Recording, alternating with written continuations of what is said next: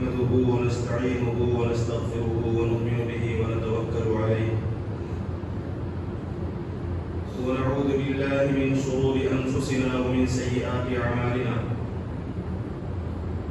من يهده الله فلا مضل له ومن يضلله فلا هادي له ونشهد أن لا إله إلا الله وحده لا شريك له ونشهد أن سيدنا ومولانا محمدا عبده ورسوله أرسله بالحق بشيرا ونذيرا وداعيا إلى الله بإذنه وسراجا منيرا أما بعد فإن أصدق الحديث كتاب الله وخير الهدي هدي محمد صلى الله عليه وسلم وشر الأمور محدثاتها وكل محدثة بدعة وكل بدعة ضلالة وكل ضلالة في النار. أعوذ بالله من الشيطان الرجيم. بسم الله الرحمن الرحيم. إنما المؤمنون الذين آمنوا بالله ورسوله ثم لم يرتابوا وجاهدوا بأموالهم وأنفسهم في سبيل الله أولئك هم الصادقون. صدق الله العظيم. رب اشرح لي صدري ويسر لي أمري واحلل عقدة من لساني يفقهوا قولي. سبحانك لا علم لنا إلا ما علمتنا إنك أنت العليم الحكيم.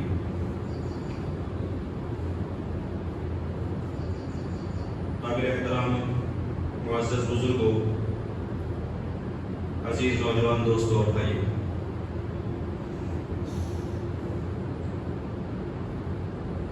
نبی کریم صلی اللہ علیہ وسلم کی جو احادیث ہیں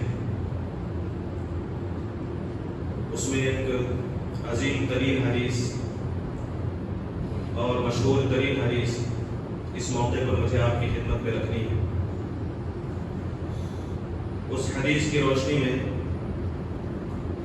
جو باتیں بیان کی گئی ہیں اور یہاں اس خطبے کے ذریعے سے جو باتیں آپ کی خدمت میں لائی جائیں گی، میں اللہ تعالیٰ سے دعا کرتا ہوں کہ اللہ تبارک و تعالیٰ ان باتوں کو سب سے پہلے مجھے خود اور پھر آپ تمام کو سمجھنے کی اور اس پر عمل کرنے کی توفیق نصیب فرمائے۔ نبی کریم صلی اللہ علیہ وسلم ایک مرتبہ صحابہ کے ساتھ تشریف فرما ہے۔ حضرت عمر بن خطاب رضی اللہ عنہ روایت کرتے ہیں کہ ہم بیٹھے تھے آپ صلی اللہ علیہ وسلم کے ساتھ، اس موقع پر ایک اجنبی شخص ہمارے پاس آتا ہے، نبی کریم صلی اللہ علیہ وسلم کی خدمت میں آتا ہے۔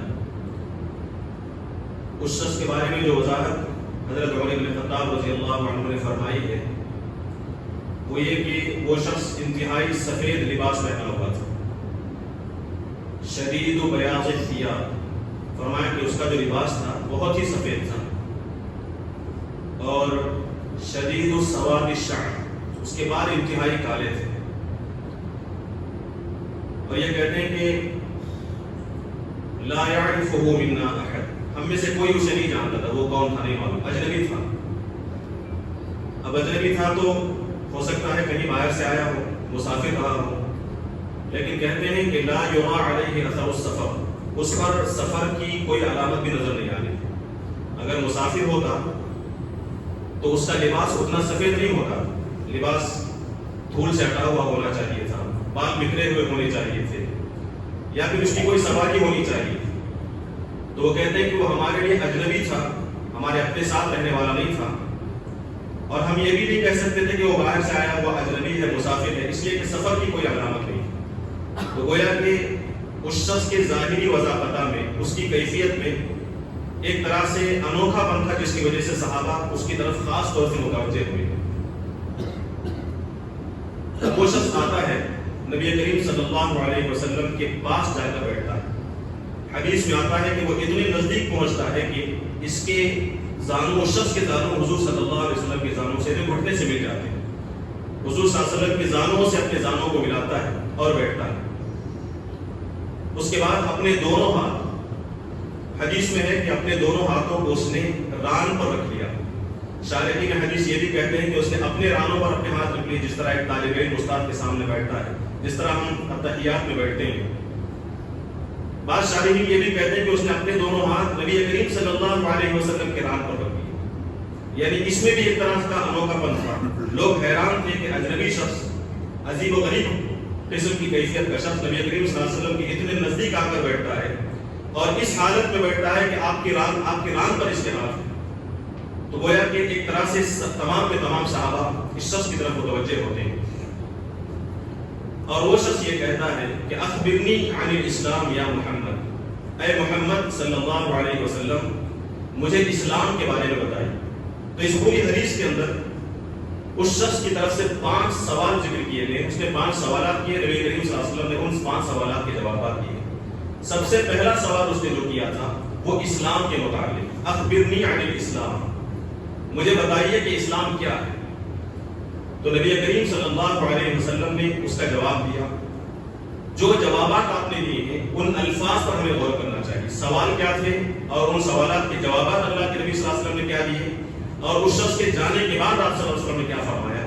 ان تمام چیزوں کو آپ ذہن میں رکھیں گے تو اس حدیث کی اہمیت کا اور اس حدیث کے اندر جو باتیں بیان کی گئی ہیں اس کی اہمیت کا احساس ہوگا۔ اس نے پوچھا کہ مجھے اسلام کے بارے میں بتائیے، تو نبی کریم صلی اللہ علیہ وسلم نے فرمایا الاسلام، اسلام یہ ہے کہ ان تشہد ان لا الہ الا اللہ وان محمد رسول اللہ، کہ تو گواہی دے کہ اللہ کے سوا کوئی الہ نہیں ہے، کوئی معبود نہیں ہے، اور اس بات کی گواہی دے کہ محمد صلی اللہ علیہ وسلم اللہ کے رسول ہیں۔ اس کے بعد حضور نے فرمایا وتقیم الصلاۃ، نماز کو قائم کرے، وتؤتی الزکاۃ، زکات ادا کرے، وتصوم رمضان، رمضان کے روزے رکھے، وتحج البیت، اور بیت اللہ کا حج کرے، ان استطاعت الیہ سبیلا، اگر تیرے پاس بیت اللہ کا حج کرنے کی استطاعت ہو۔ تو یہ جواب بھی آپ صلی اللہ علیہ وسلم نے اسلام کے سوال کے جواب ہیں۔ اس نے پوچھا تھا اسلام کے بارے میں بتائیے، تو آپ صلی اللہ علیہ وسلم نے اسلام کی تشریح یہ کی کہ ایک تو شہادتین، اللہ کے الہ ہونے کی گواہی دے، محمد صلی اللہ علیہ وسلم کے اللہ کے رسول ہونے کی گواہی دے، نماز قائم کرے، زکات ادا کرے، روزے رکھے اور حج ادا کرے۔ اس کی وضاحت انشاءاللہ آگے آپ کے سامنے ہے۔ دوسرا سوال اس نے کیا، اس شخص نے اخبرنی عن الایمان، ایمان کے بارے میں مجھے بتائیے۔ تو نبی کریم صلی اللہ علیہ وسلم نے فرمایا کہ الایمان ان تؤمن باللہ، ایمان یہ ہے کہ تم اللہ پر یقین رکھو، وملائکتہ، اس کے فرشتوں پر یقین رکھو، وکتبہ، اور اس کی کتابوں پر یقین رکھو، ورسلہ، اور اس کے رسولوں پر یقین رکھو، وتؤمن وبالیوم الآخر، آخرت کے دن پر یقین رکھو، وتؤمن بالقدر، تقدیر پر، اللہ کے فیصلوں پر یقین رکھو، خیرہ وشرہ، چاہے وہ تقدیر بھلی ہو یا بری، دنیا میں جو کچھ اچھا یا برا ہوتا ہے اس سب کے بارے میں اس بات کا یقین رکھو کہ اللہ تعالیٰ کا مقدر ہے، اللہ تعالیٰ کی طرف سے مقدر کی گئی تقدیر ہے، اللہ تعالیٰ کے فیصلے، اس پر یقین رکھو۔ ان الفاظ پر بھی آپ غور کریں۔ اس میں آپ صلی اللہ علیہ وسلم نے فرمایا کہ اللہ پر، اللہ کے فرشتوں پر، اس کی کتابوں پر، اس کے رسولوں پر، آخرت کے دن پر اور تقدیر پر، ان 6 چیزوں پر ایمان رکھنے کی بات اللہ کے نبی صلی اللہ علیہ وسلم نے بیان فرمائی۔ دونوں میں فرق آپ غور کر کے دیکھیں۔ پہلا سوال اسلام کے متعلق اور دوسرا سوال ایمان کے متعلق۔ پہلے سوال کے جواب میں آپ صلی اللہ علیہ وسلم فرماتے ہیں کہ تم گواہی دو کہ اللہ کے سوا کوئی معبود نہیں، محمد صلی اللہ علیہ وسلم اللہ کے رسول ہے۔ دوسرے سوال کے جواب میں آپ بتاتے ہیں کہ اللہ پر ایمان رکھو اور رسولوں پر ایمان رکھو۔ دونوں میں فرق ہمیں اچھی طرح سمجھنا چاہیے۔ تیسرا سوال اس شخص نے کیا اخبرنی عن الاحسان، احسان کے بارے میں مجھے بتائیے، احسان کسے کہتے ہیں؟ نبی کریم صلی اللہ علیہ وسلم نے اس موقع پر وہ مشہور جملہ بیان کیا جو کئی مرتبہ آپ کے سامنے آیا ہے، ان تعبد اللہ، احسان یہ ہے کہ تم اللہ تعالیٰ کی عبادت ایسے کرو کأنک تراہ، گویا کہ تم اللہ کو دیکھ رہے، یہ احسان ہے۔ فإن لم تکن تراہ، اگر ایسا نہیں ہو سکتا، یعنی تم اللہ کو دیکھ رہے ہو، یہ کیفیت تمہارے اندر پیدا نہیں ہوتی، تو فإنہ یراک، کم سے کم یہ تصور رکھو کہ وہ تمہیں دیکھ رہا، یہ احسان ہے۔ احسان کی تشریح آپ صلی اللہ علیہ وسلم نے بیان فرمائی۔ اس کے بعد اس نے سوال کیا اخبرنی عن الساعہ، مجھے قیامت کے بارے میں بتائیے، یعنی سوال یہ تھا کہ قیامت کب آئے؟ تو اللہ کے نبی صلی اللہ علیہ وسلم نے فرمایا مل مسئول عنہا بأعلم من السائل، جس سے سوال کیا جا رہا ہے وہ شخص سوال کرنے والے سے زیادہ نہیں جانتا. یعنی مجھے تم سے زیادہ اس کے بارے میں علم نہیں. آپ غور کر کے دیکھیں, یعنی اللہ کے نبی صلی اللہ علیہ وسلم یہ ظاہر کر رہے ہیں کہ اس شخص کو بھی کچھ علم ہے قیامت کے بارے میں. سوال کر رہا ہے قیامت کے سلسلے میں, اور حضور کا جواب بتاتا ہے کہ اسے قیامت کے بارے میں پہلے سے معلوم ہے. اور وہ فرماتے ہیں کہ جتنا تمہیں علم ہے اتنا ہی مجھے علم, تم سے زیادہ مجھے علم. یعنی اس بات کا تمہیں بھی یقین ہے کہ قیامت آئے گی, ایک نہ ایک دن قیامت کا آنا ضروری ہے, اتنا ہی مجھے علم, لیکن کب آئے گی اس کا مجھے علم نہیں. پانچواں سوال اس شخص نے یہ کیا کہ اخبرنی عن اماراتها, چلیے کم سے کم قیامت کی علامتوں کے بارے میں بتائیے. تو دو نشانیاں آپ صلی اللہ علیہ وسلم نے بیان فرمائی. ایک نشانی قیامت کی یہ ہے کہ ان تلد الامۃ ربتها, کہ باندی اپنی مالکہ کو جنے گی, لونڈی اپنی مالکن کو جنے گی. اور دوسری علامت یہ بتائی کہ ان تر الحفاة العراة, کہ تم دیکھو گے کہ جن کے پاس پہننے کے لیے کپڑے نہیں تھے, جن کے پاس چلنے کے لیے جوتے نہیں تھے, غریب اور کنگال لوگ, جب ان کے پاس مال و دولت کی کثرت ہو جائے گی تو بڑی بڑی عمارتیں بنائیں گے. یتطاولون فی البنیان, اونچی اونچی عمارتیں بنا کر اس پر فخر کیا کریں گے. یعنی کم حیثیت کے لوگ, غریب لوگ, جن کے پاس فخر کرنے کی کوئی چیز نہیں تھی, جب ان کے پاس مال و دولت کی فراوانی ہوئی, مال کی کثرت ہوئی, تو بڑی بڑی اونچی اونچی عمارتیں بنا کر اس کے اوپر کثرت کے ساتھ فخر کرنے لگے, گھمنڈ کرنے لگے, دوسروں کو ذلیل سمجھنے لگے. جب یہ علامت ظاہر ہو جائے تو سمجھنا کہ قیامت کی علامت ہے. تو آپ صلی اللہ علیہ وسلم نے دو نشانیاں قیامت کی اس وقت میں بیان فرمائی. دوسری احادیث میں اور بھی بہت ساری نشانیاں ہیں, اس میں دو اہم ترین نشانیاں آپ صلی اللہ علیہ وسلم نے بیان فرمائی. اس کی تشریح انشاءاللہ میں آگے آپ کے سامنے رکھوں گا. یہ جو 5 سوالات حضرت جبریل علیہ السلام نے کیے تھے, ان میں ایک اور انوکھی چیز تھی. حضرت عمر بن خطاب رضی اللہ عنہ فرماتے ہیں کہ یہ شخص سوال کرتا تھا اور نبی کریم صلی اللہ علیہ وسلم جیسے ہی جواب دیتے تو یہ کہتا کہ ہاں آپ نے صحیح کہا.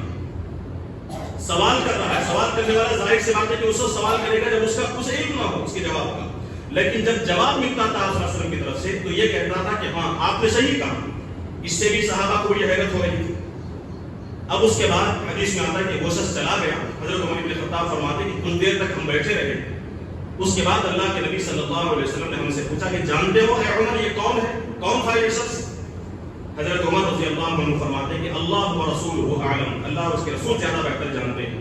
تو نبی کریم صلی اللہ علیہ وسلم نے فرمایا کہ اتاکم جبرائیل, تمہارے پاس یہ جبریل آئے تھے, یعلمکم دینکم, جو تمہیں تمہارا دین سکھا رہے تھے. اس حدیث کے شارحین بتاتے ہیں, ایک تو یہ حدیث جو ہے مشہور ہے حدیث جبریل کے نام سے, جس میں انسانی شکل میں حضرت جبریل علیہ السلام تشریف لاتے ہیں, 5 سوالات کرتے ہیں. اس کے آخر میں جو جملہ ہے شارحین حدیث بتاتے ہیں کہ اس حدیث کی اہم ترین خصوصیت یہ ہے, اس حدیث کی تعریف اگر بیان کی جائے, اس حدیث کا تعارف کیا جائے تو اللہ کے نبی صلی اللہ علیہ وسلم کا جو آخری جملہ ہے یہی جملہ کافی ہے اس حدیث کو, اس کی اہمیت کو سمجھنے کے لیے.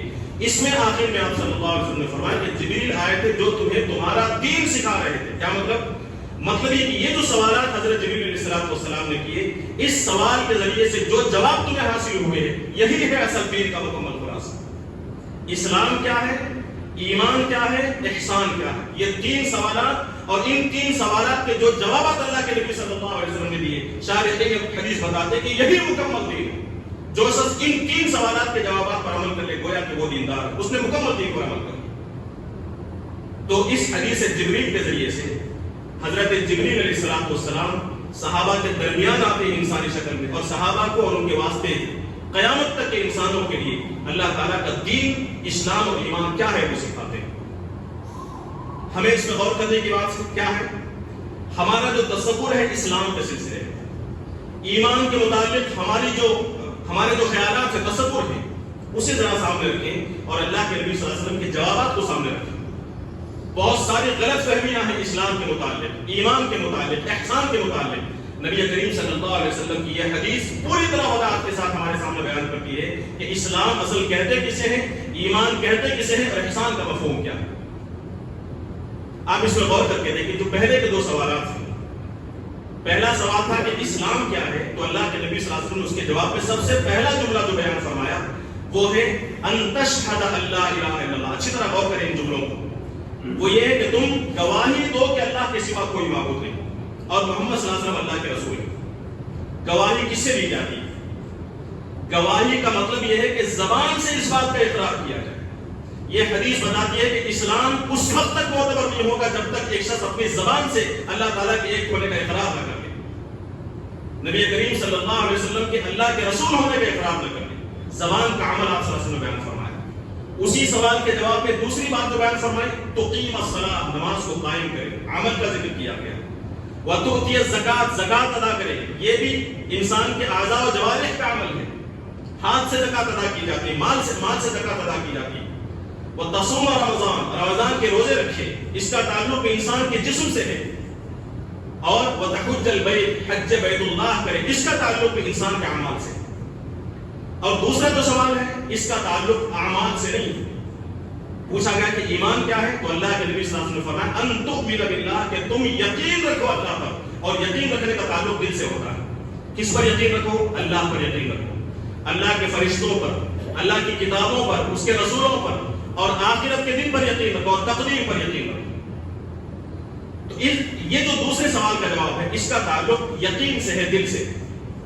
تو جو فرق معلوم ہوتا ہے اسلام اور ایمان کا وہ یہ کہ اسلام کہتے ہیں انسان کے اعضاء و جوارح سے عمل کرنے کو.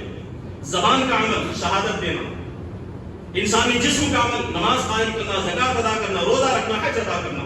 یہ جو اسلام کی جو تشریح ہے، انسان جب ظاہری اعضاء سے عمل کرتا ہے تو اسے اسلام کہا جاتا ہے. اور ایمان کا تعلق انسان کے دل سے ہے.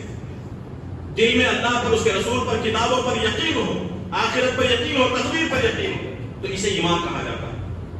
ان دونوں چیزوں کو سامنے رکھیں اور قرآن و حدیث کا مطالعہ کریں تو آپ کو معلوم ہوگا خلاصہ ایمان کا جو بیان کیا شارحین حدیث نے، مفسرین نے، وہ ایک اسلام، ایمان اصل میں تین چیزوں کے مجموعے کا نام. جب تک یہ تینوں چیزیں نہیں پائی جائیں گی اس وقت تک ایک شخص کا ایمان مکمل نہیں ہو سکتا. ایمان کسے کہتے ہیں؟ ایک بات تو ذہن میں رکھیں کہ جیسا کہ میں نے کہا اسلام سے مراد انسان کے ظاہری اعمال ہے اور ایمان سے مراد دل سے یقین. قرآن مجید کے اندر آپ دیکھیں گے کہ بعض مقامات پر صرف ایمان کا ذکر ہے اور کسی مقام پر صرف اسلام کا ذکر ہے.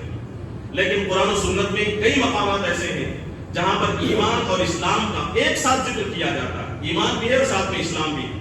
تو یہ اچھی طرح ذہن میں رکھیں کہ جہاں ان دونوں چیزوں کا ایک ساتھ اگر ذکر آ جائے قرآن و سنت کے اندر، ایمان کا بھی ذکر ہو، اس کے ساتھ اسلام کا بھی ذکر ہو، تو وہاں ایمان سے مراد یقین قلبی ہے اور اسلام سے مراد عمل. لیکن جہاں کہیں صرف اسلام کا ذکر آئے، جہاں صرف ایمان کا ذکر آئے، تو وہاں یقین اور عمل دونوں مراد ہو. یہ اچھی طرح ذہن میں رکھیں. یقین، قلبی یقین اور اعضاء و جوارح سے عمل، ان دونوں کے مجموعے کا نام ایمان. اسی لیے ان تمام چیزوں کو سامنے رکھ کر، خاص کر ان دونوں سوالات کو سامنے رکھیں، آپ کو معلوم ہوگا ایمان تین چیزوں سے ملنے کے بعد ایمان مکمل ہوتا ہے. ایک تو دل سے یقین، تصدیق بالقلب، دل سے یقین کرنا. نمبر دو اقرار باللسان، زبان سے اقرار کرنا. نمبر تین عمل بالارکان، اپنے اعضاء و جوارح سے عمل کرنا. ان تین چیزوں کے مجموعے کا نام ایمان. ان میں سے ایک چیز اگر نہیں پائی جائے گی تو قرآن و سنت بتاتے ہیں کہ اس کی نجات ممکن نہیں. ایمان کو آپ نے، ایمان کی اہمیت کا آپ اندازہ لگائیں. ایک شخص ہے جو عملی طور سے خود کو مسلمان ثابت کرنا چاہتا ہے، اعمال کرتا ہے، مختلف اعمال اختیار کرتا ہے، لیکن دل میں اس کا اللہ پر، اس کی کتابوں پر، اس کی رسولوں پر، آخرت کے دن پر یقین نہیں ہے. تو قرآن مجید پوری وضاحت کے ساتھ بتاتا ہے کہ اس کا ایمان مکمل نہیں ہوگا، وہ مسلمان نہیں قرار پایا. سورہ حجرات کے اندر اللہ تبارک و تعالیٰ نے بیان فرمایا ایمان کسے کہتے ہیں؟ انما المؤمنون، بلا شبہ مومن تو وہی ہیں الذین آمنوا باللہ ورسولہ، جو اللہ پر، اس کے رسول پر ایمان رکھیں، ثم لم یرتابوا، اور رتی برابر بھی شک میں مبتلا نہ. یہ یاد رکھیں کہ ایمان کی جتنی تفصیل قرآن و سنت کے اندر بیان کی گئی ہے اس میں اگر رتی برابر بھی شک اور شبہ پیدا ہوگا تو ایمان ختم ہو گیا.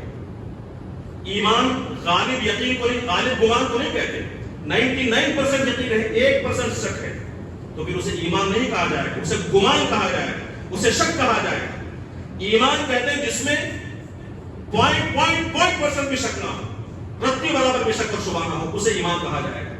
تو جتنی تفصیل قرآن و سنت میں آخرت کے سلسلے میں، اللہ کے سلسلے میں، اس کی صفات کے سلسلے میں، مختلف غیبی امور کے سلسلے میں جس پر آدمی کا عام طور سے یقین نہیں ہوتا، ان غیبی امور کے سلسلے میں جو بھی تفصیلات قرآن و سنت میں بیان کی گئی ہیں ان میں اگر رب کی برابر بھی شک اور شبہ پیدا ہو جائے تو پھر ہمارا ایمان ناقص ہوگا، ایمان مکمل نہیں ہوگا، بلکہ ایمان ختم ہو جائے.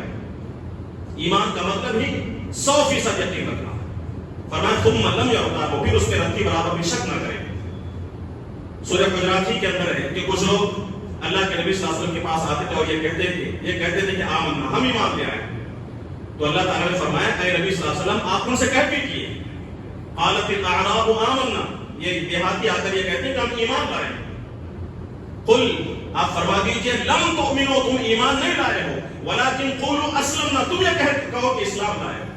یعنی تم نے صرف ظاہری اعمال اختیار کیے، ہمارے ساتھ رہ کر کچھ نمازیں پڑھ لیتے ہو، لیکن ابھی دل میں تمہارا ایمان نہیں اترا. ولما يدخل الايمان في قلوبكم، ابھی تمہارے دلوں کے اندر ایمان جاگری نہیں ہوا ہے، لہذا تم مومن نہیں ہو سکتے.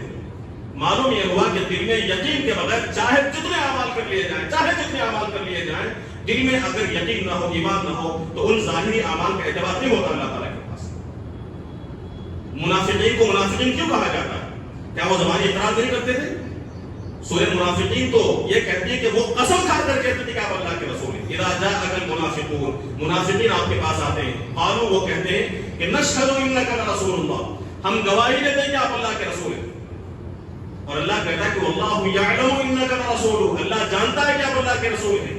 یہ ظاہری طور سے غلط نہیں بول رہے ہیں، لیکن واللہ یشہد ان المنافقین لکاذبون، اللہ تعالیٰ گواہی دیتا ہے کہ منافقین جھوٹے ہیں.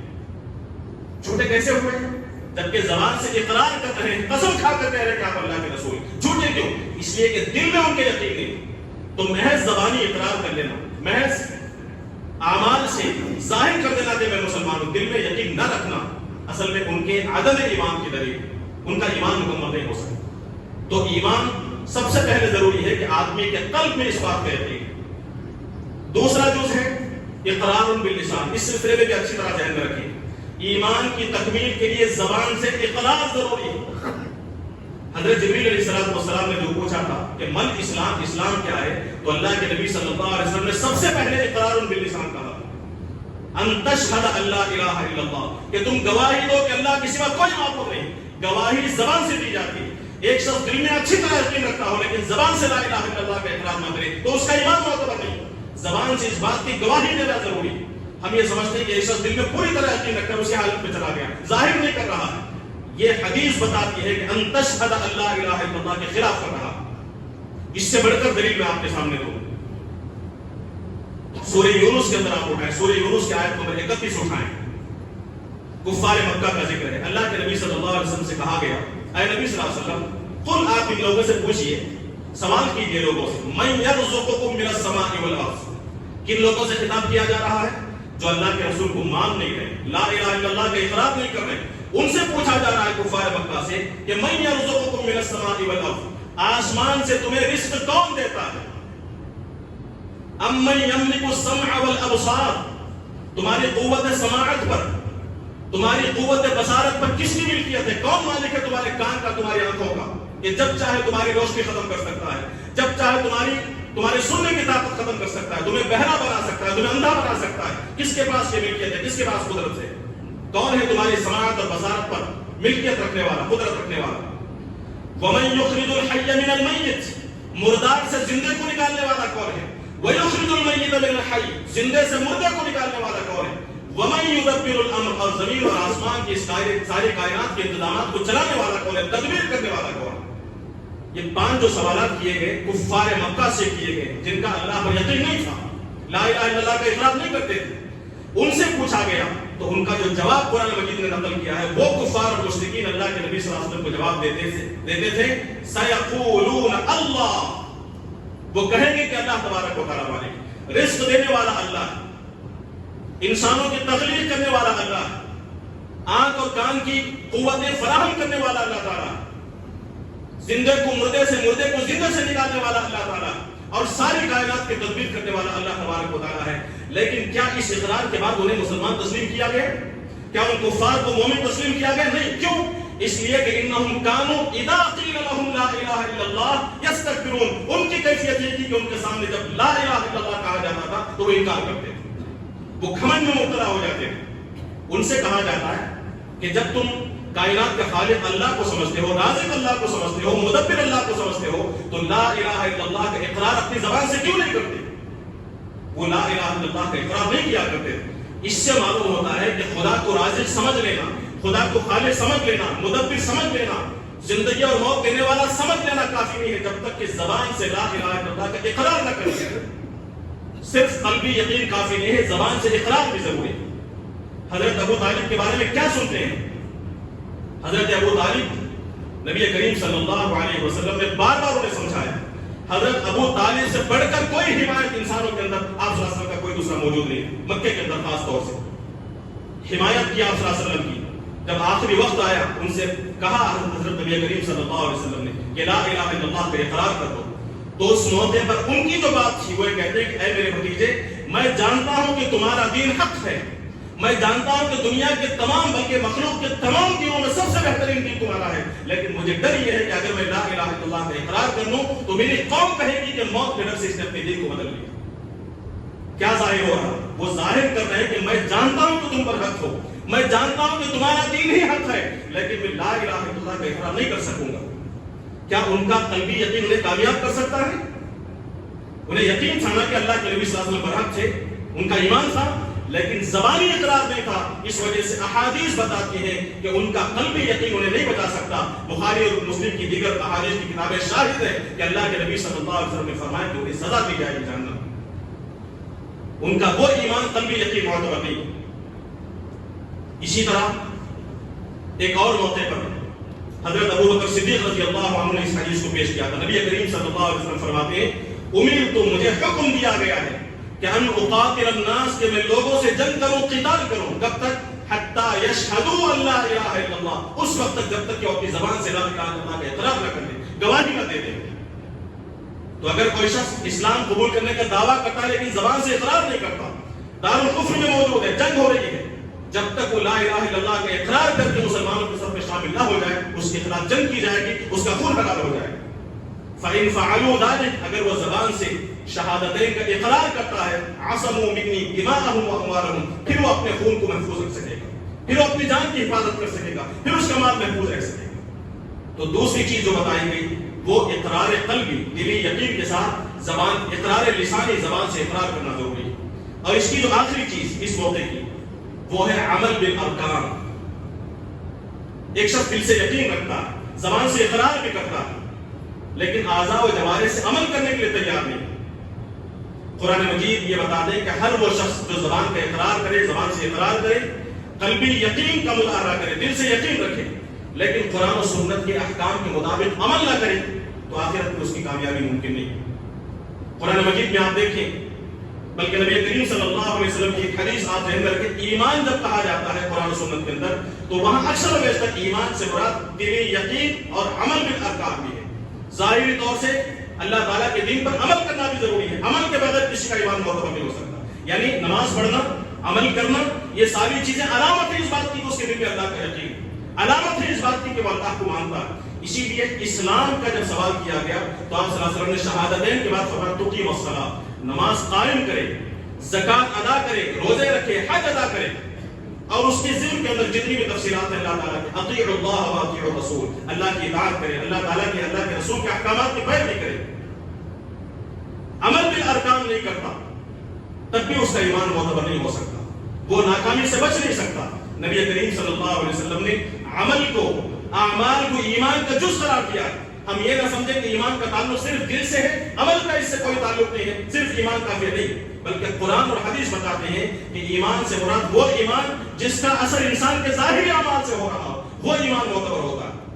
نبی کریم صلی اللہ علیہ وسلم نے فرمایا کہ ایمان کے 70 سے زیادہ شعبے، 70 سے زیادہ حصے، بعض احادیث میں ہے کہ 60 سے زیادہ حصے، اور اس کا جو افضل حصہ ہے اعلیٰ قول لا الہ الا اللہ، ایمان کے جو 70 حصے ہیں ان میں سے سب سے افضل حصہ لا الہ الا اللہ کا زبان سے اقرار کرنا ہے، وَأَدْنَاهَا، اور اس کا سب سے ادنا درجہ جو ہے اِمَاطَةُ الْأَذَىٰ عَنِ الطَّرِيقِ، راستے سے تکلیف دہ چیز کو ہٹانا ہے۔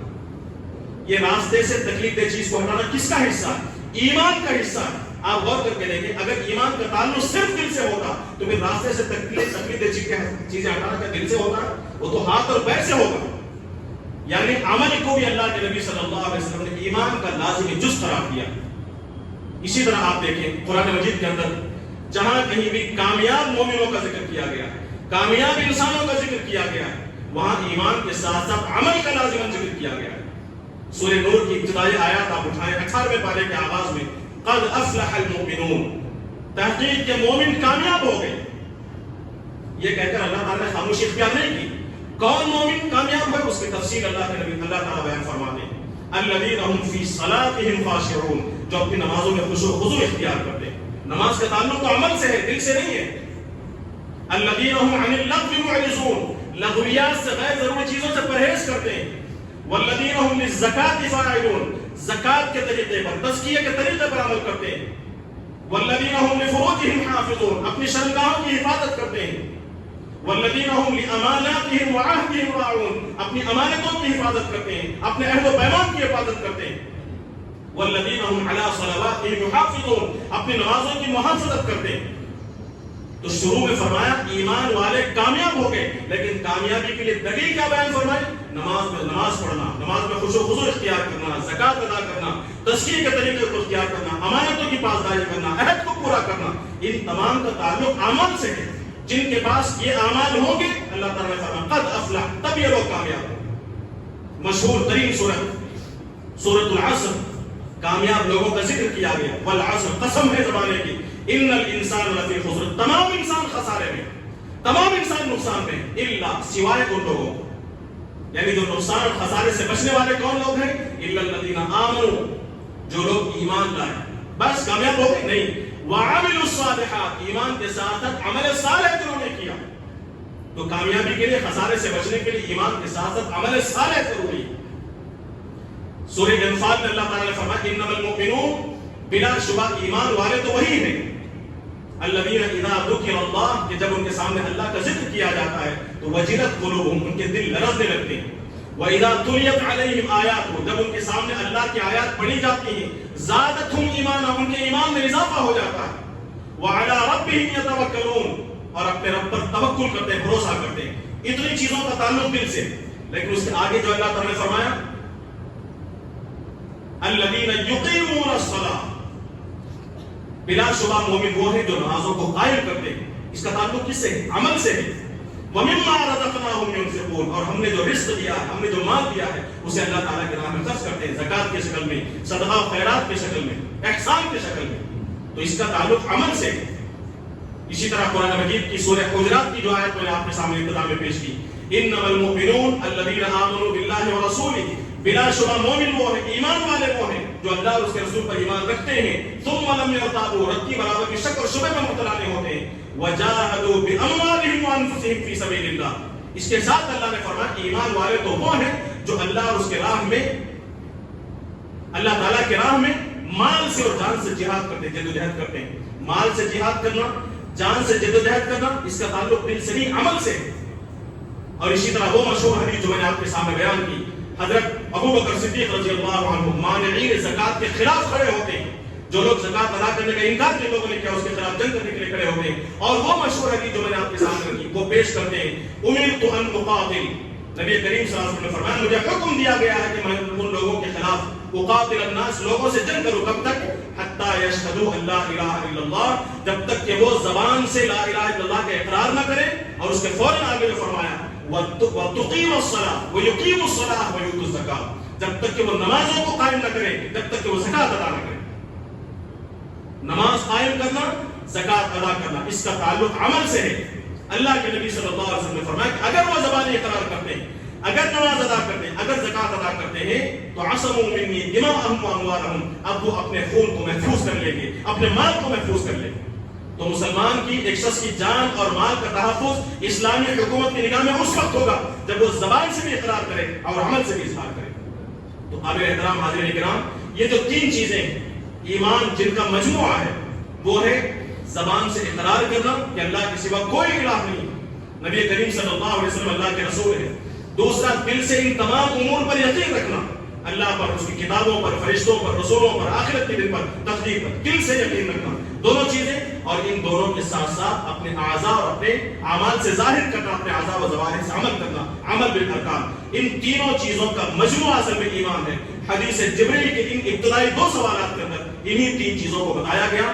اسلام کے بارے میں سوال کرنے پر فرمایا کہ زبان سے گواہی دو، ایک قول زبان سے اقرار ہے، اور اس کے بعد فرمایا عمل بالارکان، نماز، زکات، روزہ، حج. اور ایمان کے بارے میں پوچھنے پر پورے ایمانیات کی تفصیل اللہ کے نبی صلی اللہ علیہ وسلم نے بیان فرمائی. اس کے بعد جو مزید 3 سوالات ہیں انشاءاللہ آئندہ موقع ملے تو اس کی وضاحت آپ کے سامنے کرنے کی کوشش کی جائے گی. بہرحال یہ ذہن میں رکھیں، حدیث جبرائیل حدیث کے مجموعے میں، حدیث کے ذخیرے میں انتہائی اہم ترین حدیث ہے. اس کے ذریعے سے ایک مخصوص طریقے سے اللہ تبارک و تعالیٰ نے صحابہ کو اور ان کے واسطے سے مجھے اور آپ کو، تمام انسانوں کو، تمام مسلمانوں کو دین کے حقیقت سے واقف کرایا ہے. اس دین کی اہمیت کو سمجھنے کی ہم کوشش کریں. اللہ تعالیٰ سے دعا ہے کہ اللہ تبارک و تعالیٰ ایمان کا جو مجموعہ ہے 3 چیزوں کا، اس مجموعے کو سمجھنے، زبانی اقرار سے، صحیح اقرار سے، اور عمل بالارکان سے، اپنے اعضاء و جوارح سے عمل کے ذریعے سے، اور قلبی تصدیق کے ذریعے سے اپنے ایمان کو ہم مکمل کرنے کی کوشش کریں. اللہ تعالیٰ سے دعا ہے کہ اللہ تبارک و تعالیٰ ان باتوں کو سمجھنے اور اس پر عمل کرنے کی توفیق نصیب فرمائے. بارک اللہ لنا ولکم فی القرآن العظیم ونفعنا وإياكم بالآيات والذكر الحكيم إنه تعالى جواد كريم ملك بر